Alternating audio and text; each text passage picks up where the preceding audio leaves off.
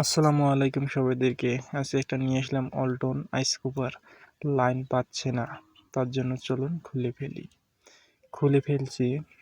এখন আইস কুপারটা দেখতেছি, সব ঠিকঠাকই দেখাচ্ছে। চেক দিয়ে দিচ্ছি, ডায়োডটা কাটি গিয়েছে, ডায়োডটা পরিবর্তন করতে হবে আমাকে। ডায়োডটা পরিবর্তন করতে হবে। আর এইদিকে আর একটা ফিউজ দেখতে পাচ্ছেন, ওই ফিউজটাও ঠিক আছে। তাহলে চলুন খুলে ফেলছি। ডায়োড একটু ভালোভাবে দেখাচ্ছি আপনাদেরকে, দাঁড়ান। এটা নতুন ডায়োড নিয়েছি, আর এটা আগের পুরনো ছিল লাগানো। এটা খুলে ফেলছি। এখন তাহলে নতুনটা লাগাবো। দেখেন আমার লাগানো শেষ। নাট টাইট দিচ্ছি, একটু ভালোভাবে টাইট দিবেন।